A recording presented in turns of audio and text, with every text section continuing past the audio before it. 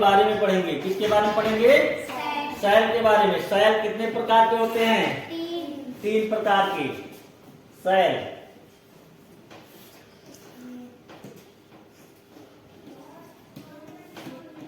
Cell के प्रकार।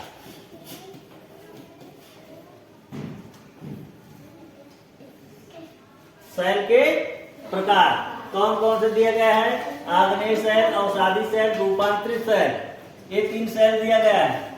पहले नंबर पर क्या है? आग्नेय सैल। दूसरे पर क्या है? अवसादी सैल। अवसादी सैल को क्या कहते हैं? परतदार सैल भी कहते हैं। परतदार सैल भी कहते हैं, ठीक है। और रूपांतरित सैल तीसरा है, रूपांतरित सैल। रूपांतरित सैल, ये 3 सैल हैं। आग्नेय सैल का निर्माण कैसे होता है? आग्नेय सैल का निर्माण, ये आग्नेय सैल का टुकड़ा दिख रहा है, ठीक है। आग्नेय सैल, आग्नेय सैल का निर्माण इस तरह से होता है जैसे ज्वालामुखी विस्फोट के बारे में आप लोग सुने हो। ज्वालामुखी विस्फोट से निकलने वाला लावा, ठीक, मैग्मा होता है। पिघले हुए, पृथ्वी के अंदर पिघली हुई अवस्था में मैग्मा होता है। जब वह मैग्मा पृथ्वी में छेद करके बाहर निकलता है, तेजी से बाहर निकलता है, उसके बाद चारों तरफ ये फैल जाता है। फैलने के बाद जब ये ठंडा होता है तो वही क्या है? आग्नेय सैल। आग्नेय सैल कठोर भी हो सकता है और मुलायम भी। जैसे बालू का नाम आप सुने हो, रेता बालू, वो सब जो है आग्नेय सैल के उदाहरण है। ये मुलायम होते हैं। मिट्टी भी जो है जिसपे हम लोग खेती बाड़ी करते हैं, वो भी आग्नेय सैल का उदाहरण है। फिर ये इस आग्नेय सैल को प्राथमिक चट्टान भी कहते हैं। क्या कहते हैं? प्राथमिक चट्टान। प्राथमिक चट्टान इसलिए कहते हैं कि अन्य जितनी सैलें देख रहे हो आप, ये सब इसी के द्वारा होती है। सैल क्या है? अवसादी सैल। अवसादी सैल जिसको हम परतदार सैल भी कहते हैं। बरसात में आप लोग देखते हो जब बारिश खूब तेज होती है तो उसके साथ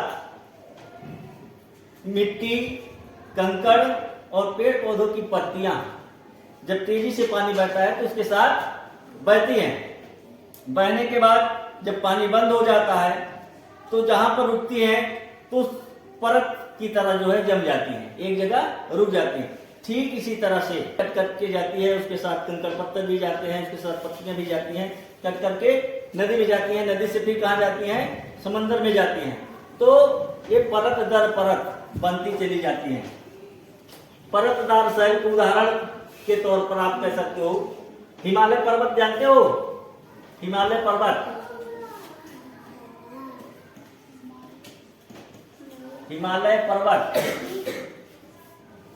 हिमालय पर्वत परतदार सैल का अच्छा उदाहरण है। हिमालय पर्वत परतदार सैल का अच्छा उदाहरण है। पहले जहां हिमालय पर्वत, आज जहां हिमालय पर्वत है, पहले यहाँ पर एक नदी बहा करती थी, लेकिन उस नदी के माध्यम से मिट्टी के कटाव और कंकड़ के बहाव और पेड़ों की पत्तियों के द्वारा जो धीरे धीरे मलबा जो है, मलबा किसको कहते हैं? कीचड़ मिट्टी, ये सब मलबे को अपने साथ बहा ले जाती है और एक जगह पर एकत्रित कर देती है। धीरे धीरे एकत्रित करते हुए एक दिन जो है पर्वत का रूप ले लिया। पत्थर हिमालय पर्वत हो गया, बलुआ पत्थर हो गया, चूने का पत्थर हो गया, कोयला हो गया। ये सब किसके उदाहरण है? परतदार सैल के उदाहरण है। इस सैल के उदाहरण है। समझ गए। अब उसके बाद आते हैं रूपांतरित शैल। रूपांतरित, जैसा कि शब्द रूपांतरण से पता चलता है, शब्द रूपांतरण से पता चलता है कि किसी चीज को में बदलाव हो रहा है, जैसे रूप और गुणों के परिवर्तन के फलस्वरूप आग्नेय शैल और परतदार शैल में दाब और ताप के कारण एक इसमें परिवर्तन आ जाता है, बदलाव आ जाता है। बदलाव आने के कारण ये रूपांतरित शैल बन जाती है। रूपांतरित शैल का उदाहरण आप लोग देख लीजिए। रूपांतरित शैल का उदाहरण है, जैसे कोयला परिवर्तन होता है किसमें, हीरे में, दाब और ताप के कारण। दाब और ताप के कारण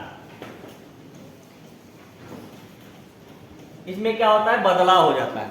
बदलाव होकर के हीरा बन जाता है। क्या बन जाता है, हीरा बन जाता है। उसी तरह चूने का पत्थर, चूने का पत्थर किसमें परिवर्तित हो जाता है, संगमरमर में। चूने का पत्थर जो है संगमरमर में बदल जाता है। अभी आप लोगों को दिखाएंगे। ताजमहल का नाम आप लोग सुने होंगे, सुने हो।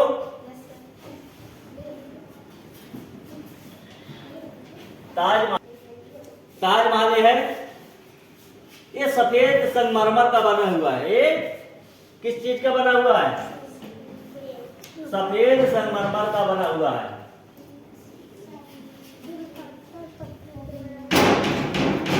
इसमें जो ये देख रहे हो, ये पूरा पत्थर देख रहे हो, ये सब सफेद संगमरमर का बना हुआ है। ठीक, कोयले से हीरा में परिवर्तित होना और चूने के पत्थर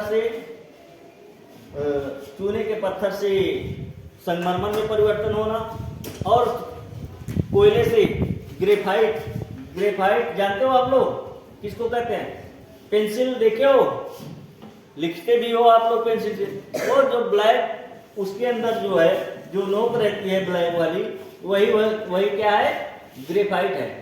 क्या है, ग्रेफाइट। ठीक, शैल के बारे में आप लोग समझ गए होंगे।